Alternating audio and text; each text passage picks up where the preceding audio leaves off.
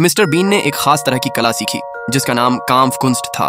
आइजनकॉफ कुंस्ट का ईगल उनके साथ था। लगता है वह बहुत अच्छा समय था, उन्हें कोई परेशानी नहीं थी। वहाँ कांसो गार्मेट और मिस्टर काम्फमैन भी थे। ये सब मिस्टर फजुख्त एलिस के साथ थे। इसी समय मिस्टर बीन की मुलाकात एनिम श्लाटबिजिक नाम के व्यक्ति से हुई।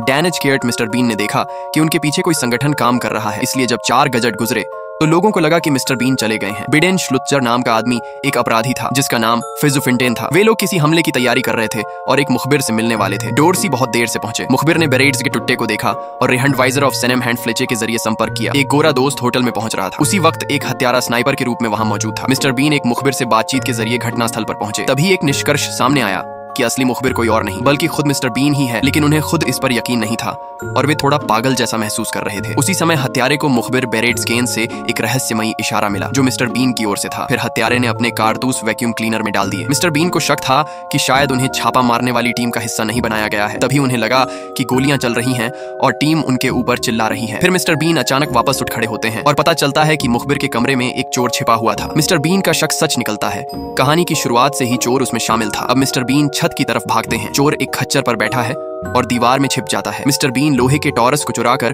उसमें छिप जाते हैं। चोर फिर से दीवार में जाकर छिप जाता है। मिस्टर बीन दाहिनी सीढ़ी पर चढ़ते हैं और चोर को दूसरी सीढ़ी से जाना पड़ता है। वह इधर उधर दिखता है। फिर मिस्टर बीन एक क्रेन पर चढ़ जाते हैं। उस क्रेन का वजन एक दूसरी क्रेन से जुड़ा है और वहाँ शराब भी है जिसे वह पी लेते हैं। अब चोर को लगता है कि वह बहुत ताकतवर है और वह चाबी दे सकता है। जो ताला तोड़ेगा वही दूसरी चाबी को भी ढूंढ लेगा। अब एक और मुखबिर सामने आता है जिसका नाम कॉ है। मिस्टर बीन अब एक स्कूल पार्टनर का भेष लेकर कॉ को यह काम करने के लिए मना रहे हैं। कॉ को अपनी ताकतों के बारे में कुछ पता नहीं था और कार्ल को शक हो गया कि मिस्टर बीन वहीं कहीं है। उसने अपने आदमी को दरवाजा खोलने का आदेश दिया। अब वह बाकी लोगों को बाहर धकेल रहा है और वे सब फिर वापस आ जाते हैं। अब वे सब शार्पशूटजिंगर नाम की जगह पर हैं जो कार्ल नाम के किसी व्यक्ति से जुड़ी है और कार्ल वेटगे टॉसन वहां मौजूद है। अब उसे कार्ल की रक्षा करनी है और वह देखता है कि मिस्टर बीन हेलीकॉप्टर में बैठे हुए हैं।